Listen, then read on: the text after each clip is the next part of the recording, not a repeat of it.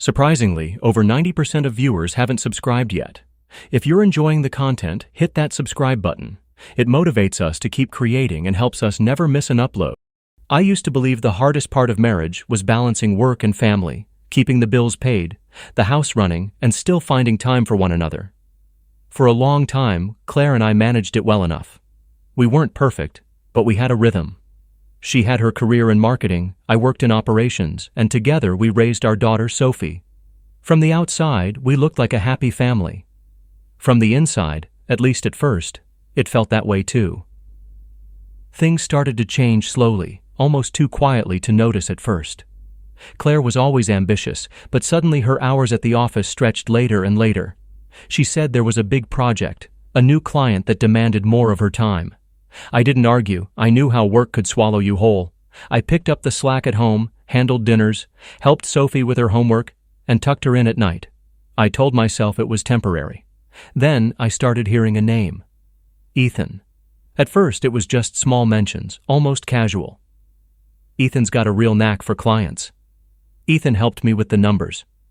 Ethan's from out of town, so I told him the best coffee shop. Each time she spoke with a brightness in her tone I hadn't heard directed at me in a while. When I finally met him at a company dinner, I didn't like him immediately.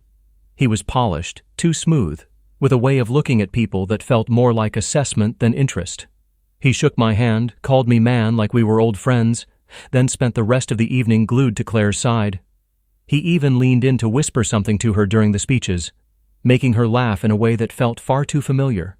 I told myself not to overthink it, but my gut told me otherwise. Over the following weeks, Ethan's name became a regular feature in Claire's stories. She'd come home late, pour herself a glass of wine, and casually mention that Ethan had saved the day at work, or that Ethan was hilarious during a meeting. I noticed her phone never left her side anymore. It lived face down on the counter, locked away like it was holding treasure. I didn't want to be the suspicious husband, but every detail stacked on the last until I couldn't ignore the pile anymore. The moment that shattered my denial came one evening when Sophie and I were building a puzzle on the living room rug.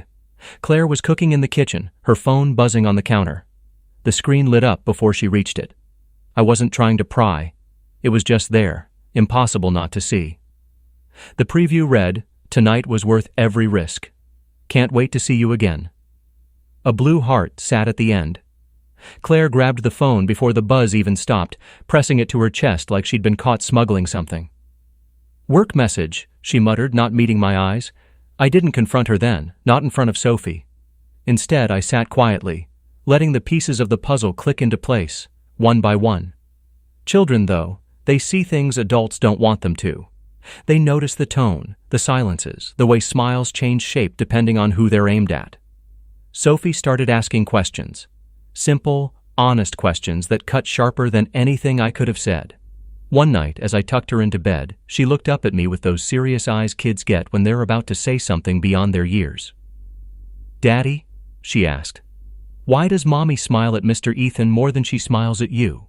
I froze. It was the question I'd been avoiding asking myself. "What do you mean, sweetheart?" I said carefully. "She laughs different with him," Sophie explained. "Like when someone tells a really funny joke. With us, she doesn't laugh like that anymore." I forced a smile, kissed her forehead and whispered, "Sometimes grown-ups get confused, but no matter what happens, I'll always be here for you." She nodded, but I knew she wasn't satisfied. She was piecing together her own puzzle. A week later, Sophie brought home an art project from school. The assignment was to draw a picture of her family. On the paper, she had drawn our house with 3 stick figures, me, Claire, and herself. But beside Claire, she had drawn another figure, taller, with a wide smile. "That's Mr. Ethan," she said casually, showing it to me. My heart sank. "Why did you draw him?" I asked, trying to keep my voice steady. "Because Mommy talks about him all the time, like he's part of us," she said simply. Then she looked at me, her voice firm in the way only a child's can be. "But he's not my dad, you are." Her words hit harder than any confession from Claire ever could. After that, things became impossible to ignore. Claire stopped making excuses, or maybe she just stopped caring whether I believed them. There were more late nights, more urgent work dinners, more hushed phone calls behind closed doors. Ethan's shadow loomed larger in our lives, whether I liked it or not. But Sophie refused to let the lie slide. She noticed when her mother missed her soccer game, when she skipped family night, when she came home smelling like wine and perfume. Each time, Sophie would look at me with quiet frustration, her young voice carrying more wisdom than it should have to. "She's with him again, isn't she?" she'd ask. I never lied to her. I'd just say, "She's making choices, but you and I, we're solid." The breaking point came on a Saturday. We had planned a family day, something simple but important to Sophie. She had been buzzing about it all week. Ice cream, the park, maybe a trip to the bookstore. But that morning, Claire claimed she had a last-minute work obligation. Sophie's face fell. "But you promised," she said quietly. Claire kissed her on the head and rushed out the door, heels clicking against the driveway. I took Sophie to the park anyway. We laughed, we ate ice cream, we played tag until we were out of breath. But when we got home, Claire's car wasn't in the driveway. Hours later, she returned, her hair mussed, her cheeks flushed. She smiled, but it didn't reach her eyes. That evening, Sophie confronted her directly. She stood in the doorway, arms crossed, and said, "You were with Mr. Ethan." Claire froze. "No, sweetheart, Mommy was working." "No," Sophie interrupted firmly. "I saw him drop you off. You didn't see me, but I saw you. You're lying." The room fell silent. Claire's face went pale, and for the first time she had no quick excuse, no laugh, no distraction. I stood in the corner, watching it unfold. I didn't need to say a word. Sophie had already spoken the truth Claire had been running from. That night, after Sophie went to bed, Claire tried to talk to me. She whispered apologies, tried to explain, but the words fell flat. The damage was done, not by me, not even by her betrayal alone, but by the fact that our daughter had seen it for herself. I realized then that my revenge didn't need shouting or drama. It was already happening, quietly and unshakably. Claire had tried to replace me with her affair partner, but our daughter had seen through it before she ever admitted it. And that truth was going to unravel everything. The night Sophie confronted her, silence sat between us like a wall. Claire avoided my eyes, walking quickly past me into the kitchen, pretending to check the fridge as though milk and vegetables could explain everything. I didn't follow her. I didn't demand answers. I didn't need to. What was the point when our daughter had already spoken the truth out loud? Over the next week, Claire tried to repair the image. She made Sophie's favorite breakfast, packed extra snacks in her school lunches, and sat on the couch with us to watch cartoons. But Sophie wasn't fooled. She had already seen too much, already pieced the puzzle together. No amount of pancakes or movie nights could erase the picture in her mind of her mother stepping out of Ethan's car. Children are honest in ways adults forget how to be. One morning, as Claire fussed over Sophie's hair before school, Sophie said flatly, "You're trying too hard. Daddy doesn't have to try that hard to love me." The brush stopped mid-stroke in Claire's hand. She laughed nervously and kissed Sophie's head, but her eyes flicked toward me in panic. I said nothing. The following weekend, the school had a family event, a spring fair with games, booths, and music. Sophie was excited, begging us both to come. "It won't be fun unless we're all there," she insisted. I agreed immediately, clearing my schedule. Claire hesitated but eventually nodded, though she avoided my gaze when she said yes. The fairgrounds were alive with color and noise. Sophie tugged us from booth to booth, her laughter echoing through the air. For a moment, it almost felt like the family we used to be. Then, as we walked toward the balloon stand, Claire's phone buzzed. She pulled it from her pocket, her face lighting up in a way that had nothing to do with balloons.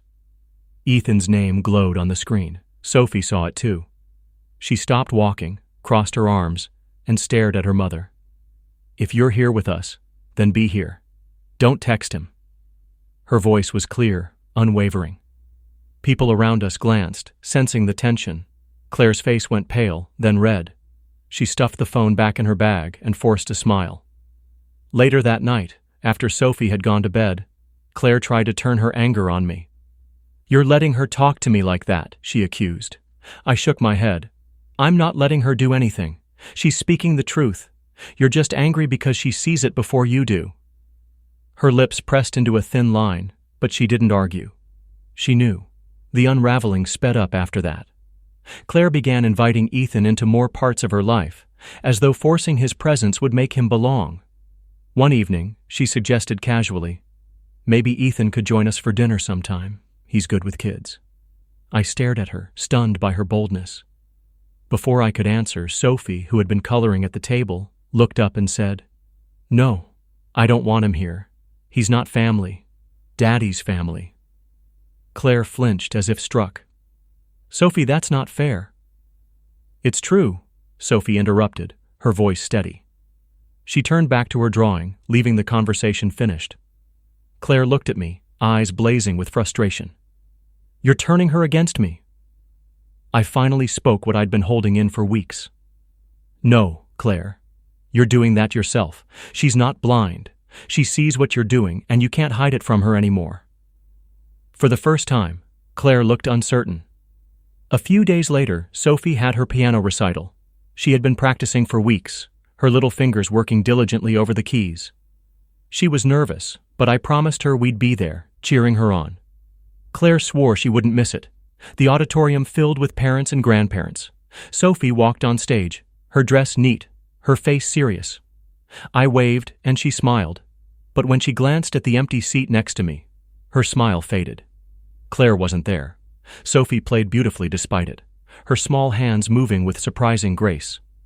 When she finished, the room erupted in applause. She bowed, then immediately searched the audience again. Her eyes found me, but not the one who should have been beside me. After the show, as we walked outside, Claire's car pulled up. She hurried over, breathless, makeup slightly smudged. "I'm sorry, I got caught up." But Sophie cut her off. "You weren't working. You were with him." The words hung in the cool night air. Parents nearby paused, staring awkwardly before moving on. Claire's face crumbled. She reached for Sophie, but Sophie stepped back, clutching my hand tightly. "I'm not mad that you love him," Sophie said quietly, her voice trembling. "I'm mad that you pretend we don't see it." Claire froze, unable to respond. I guided Sophie to the car, and we drove home in silence. That night I tucked Sophie into bed. She looked at me with wide, tired eyes. "Daddy, are you going to leave too?" The question broke me inside. I sat beside her, holding her hand. "No, sweetheart, I'll never leave you. No matter what happens with Mommy, you and I are solid. That's a promise." She nodded, finally relaxing. "Good. Because you're my real family." In that moment, I realized my revenge didn't need shouting, didn't need fighting. It was already happening. Claire was losing her daughter's trust with every lie, every absence, every attempt to replace me. And Sophie was the one exposing it, without even trying. In the weeks that followed, Claire grew more desperate. Ethan, it turned out, wasn't the stable partner she thought he was. Rumors spread. He had been seen with other women, his commitment thin at best. Claire began to unravel, her confidence cracking. She came home one night in tears, her voice trembling as she admitted, "I don't know if he's who I thought he was." I didn't gloat. I didn't need to. Sophie, sitting at the table with her homework spread out, looked up and said, "He's not Dad. He never was, and he never will be." The silence that followed was louder than any fight. Claire broke down, realizing the truth she had been running from all along. She had tried to replace me, but our daughter knew better. Knew it before she did.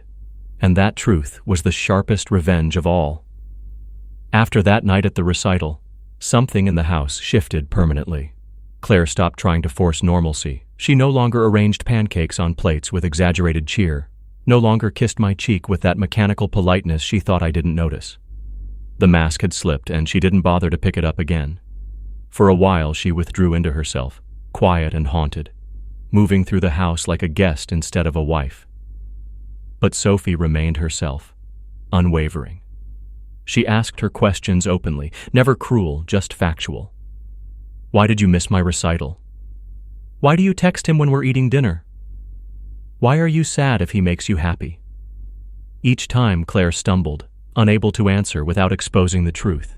And each time Sophie looked back at me as if to say, "I see what's real." One evening, as Sophie and I played a board game at the kitchen table, Claire walked in with red eyes. She sat across from us and whispered, "He's gone." Her voice cracked on the last word. "Ethan doesn't want what I thought he did. I thought he was different." Sophie didn't look up from the board. "He was never Dad," she said simply, moving her piece forward. "You just didn't want to see it." Claire covered her face with her hands, sobbing quietly. For the first time, I felt no anger, no satisfaction, just emptiness. The revenge had already happened. Not through anything I did, but through the quiet way the truth had unfolded in front of her. She had been exposed, not by me, not by a dramatic confrontation, but by the child she thought she could shield from it all. The days that followed blurred together. Claire slept in the guest room most nights. I handled Sophie's routine, kept the house running, and maintained a stability Claire no longer could. When friends asked how we were, I said little. The truth was heavy enough inside our walls. There was no need to carry it outside, too, but the truth had a way of echoing. One Saturday morning, while we were having breakfast, Sophie turned to Claire and said, "Daddy's always here. That's why he's my family. You forgot what family means." Claire's fork clattered against her plate.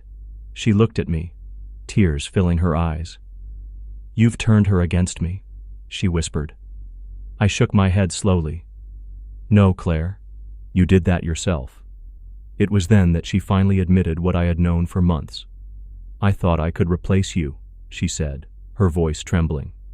"I thought if I made him part of our lives, Sophie would accept it. I thought I could rewrite everything." "You can't replace a father," I said evenly. "You can't erase what's real." Claire nodded, broken. For once, she didn't argue. The weeks became months. We filed for separation quietly, agreeing on custody for Sophie. There were no dramatic courtroom battles, no shouting matches, just paperwork, signatures, and silence. Claire cried often, but Sophie never wavered. She insisted on her routines, insisted I be the one to help with homework, to read her bedtime stories, to pick her up from school. Claire tried, but Sophie's trust was fractured. One night, as I tucked Sophie in, she looked up at me with solemn eyes. "Daddy, are you leaving too?" The question cut deep. I sat on the edge of her bed and took her hand. "No, sweetheart. I'll always be here. No matter what changes, I'll never leave you." She smiled faintly, satisfied. "That's why you're my real family," she whispered before drifting off to sleep. The divorce finalized quietly. Claire moved into an apartment across town. Ethan had long since vanished from her life, leaving behind nothing but regret and the wreckage of choices she couldn't undo. She visited Sophie, tried to mend the bond, but it was slow, fragile, and full of shadows. Sophie tolerated her, loved her even, but the trust she had in me was unshakable. Months later, during a school project about family, Sophie brought home a drawing. It showed our house with two stick figures, her and me, standing side by side, smiling. Off to the corner was another figure, faded, smaller, almost out of frame. "That's Mommy," she explained softly. "She's still family, but not like us. She forgot, and I don't know if she'll remember." I stared at the drawing, heart heavy and proud at the same time. Children see everything. They carry truths adults try to bury. Claire came by one evening to drop Sophie off. She lingered at the door, looking at me with tired eyes. "I ruined everything," she said quietly. I didn't deny it. "You tried to replace me, but Sophie knew the truth before you ever did. That's what ruined everything." She nodded, tears slipping down her cheeks. I wish I had seen it sooner.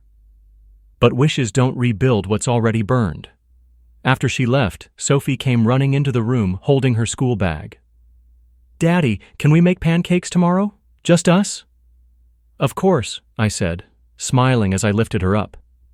And in that moment, I realized my revenge had been delivered in the quietest, most devastating way possible. Not through shouting, not through fights or grand gestures, but through the undeniable loyalty of a child who had seen the truth before her mother ever could. Claire thought she could replace me. She thought her affair partner could step into my role. But our daughter knew better. She had spoken it out loud, and once spoken, it couldn't be undone. And in the end, that truth left Claire utterly speechless.